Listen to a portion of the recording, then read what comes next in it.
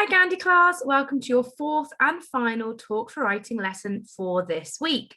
And our learning objective for today's session is, can I compare the features of and explain why we use introductions and conclusions? So today we're going to be looking at introductions and conclusions. We are going to look at why we use introductions and conclusions. We're going to look at the features of them, and we're also going to discuss the differences between an introduction and a conclusion. So why do you think we use introductions? Pause the video here to have a think and a chat with somebody who's nearby if they're free to do so. Why do we use introductions?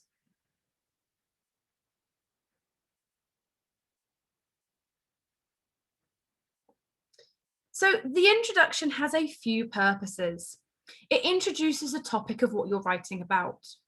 It's there to grab the attention of the reader and make them interested in what you're writing.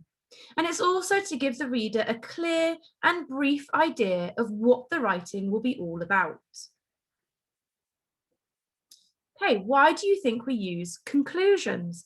Pause the video here to have a think or a discussion with somebody who is nearby and free to do so. Why do we use conclusions?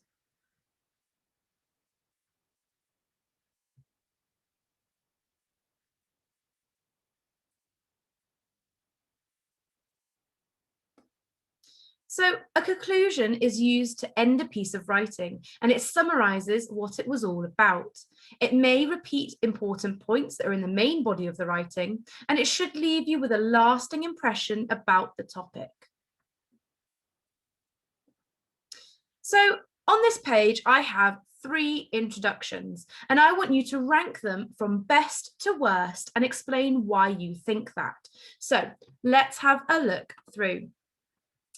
Have you ever wondered what life was like for people who lived during the Stone Age? Read on to find out how their lives differed from ours. So that's example number 1. The next example says, this text is about the Stone Age.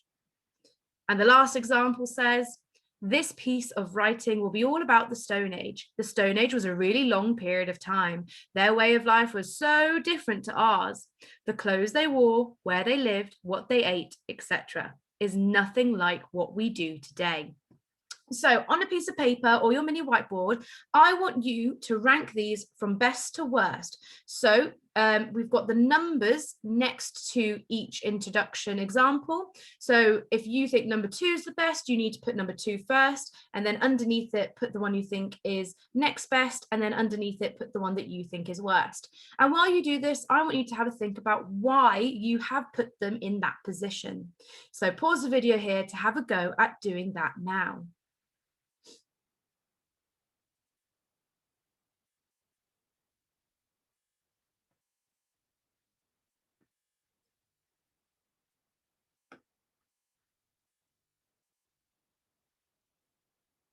Okay, so I'm going to put them in the positions from best to worst, and then I'm going to explain why I put them there.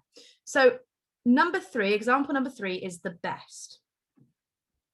The next best example is number 2, and then the worst example is number 3. Okay, so the reason why the first one, number 3 is the best example is because it's interesting and it leaves you with a question, because here we've got a rhetorical question. Have you ever wondered what life was like for people who lived during the Stone Age? Using that rhetorical question really makes us think, and it grabs the reader's attention. Then it says, read on to find out how their lives differed from ours. So there, it's sort of giving us a little bit of information, but not a lot of information. So then it's making us interested, and we want to find out how their lives did differ from ours. So this is a really good example of an introduction. It's not too long, and it's concise. So that means it's got the information written short, in not too many words, and it's got a rhetorical question that makes us think about what we are going to be reading. Now, the reason why number 2 is the second best, is in the middle, is because it does tell us what the text is going to be about. However, it's not very engaging. It's not going to grab the reader's attention. It's very, very simple and plain. And then the reason why this one is the worst is because it's too long. It's got too much information in it for an introduction. But not only that, it's very colloquial. It's not formally written. It's quite an informal piece where it says their way of life was so different to ours. We would not write that in a formal piece of writing. So I wonder if you got a similar rank to me, or maybe the same rank, and if your explanations were similar to mine as well. Okay, now here are 3 conclusions. And again, I want you to rank them from best to worst and explain why you think that. So here we've got the Stone Age was a time when tools were made from stone. People lived in caves and hunted for their food. The Stone Age ended when humans began to make their tools out of bronze. The next one says, I hope you enjoyed reading my explanation text. And the last one says, this was my writing about the Stone Age. You can see how different it was compared to our lives. I wouldn't want to have lived during this time. It looks like it was too scary and dangerous. So what I want you to do now is pause the video and rank these from best to worst and have a think as well why you've put them in that position. Pause the video to do that now.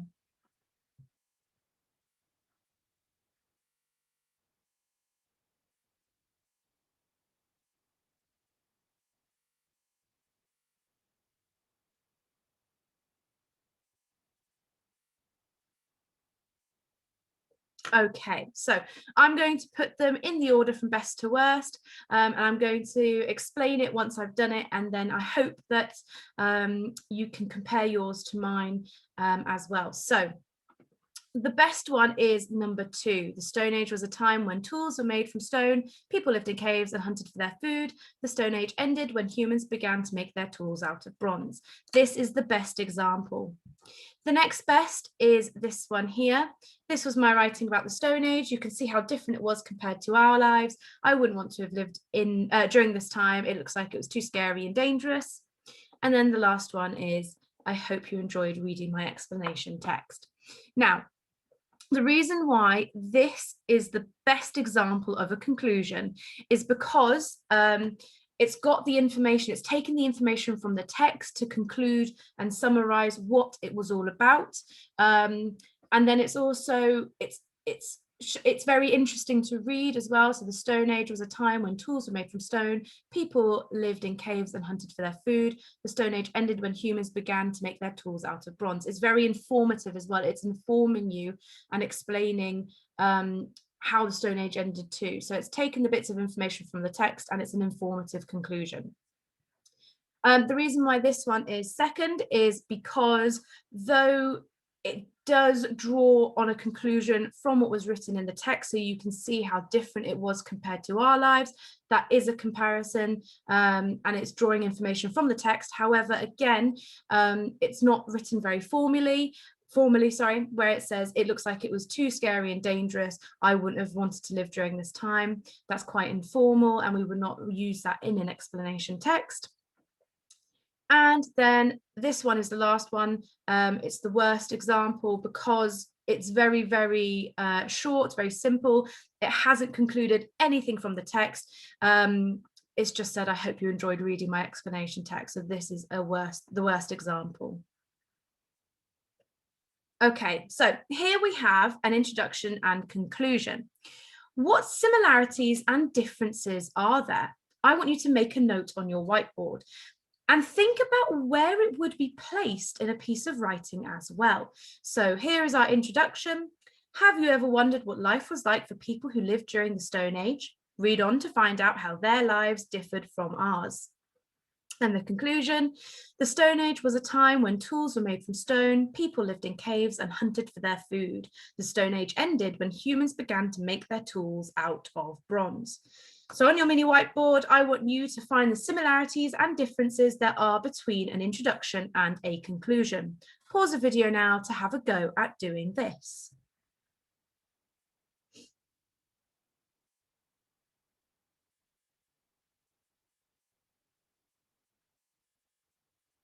Okay, so here are some of the similarities and differences that I found. If you didn't have them, please do add them to your list as well. So for similarities, both of them are quite short and sweet. They both briefly summarize the information of the text, and they're there to engage the reader, either by grabbing their attention or by leaving an impression. And the differences, so in an introduction, you might use a rhetorical question to really get your reader thinking and really grab their attention. An introduction is at the start of a text, and it also introduces the subject, whereas a conclusion is at the end of a text, and it picks up on the key facts and repeats information from the main body of the piece of writing. So here are the similarities and the differences between an introduction and a conclusion. Okay, your task. I want you to write your own introduction and conclusion for an explanation text on a topic of your choice. I want you to use the good examples to help you structure your work. So you can go back to this page where you've got a good example of an introduction and a good example of a conclusion to help you structure your introduction and conclusion. Now, your introduction and conclusion could be about how to play a certain game or sport. It could be about the Bronze or the Iron Age. Think about the things that we have learned already about them. It could be about how caves are formed. So think back to our geography lesson. Or it could be about the life cycle of a plant, a butterfly, or another living thing. Make sure that your introduction and the conclusion are on the same topic. So if you've written your introduction about the Bronze Age, you need to write your conclusion about the Bronze Age too. If you've written your introduction about a game that you like to play, then make sure your conclusion is about the game as well. Please don't do an introduction for the Iron Age and then a conclusion for how caves are formed. That wouldn't really make much sense. So make sure that they are on the same topic. Please make sure you upload your work to Tapestry Gandhi class, and I will see you next time. Bye.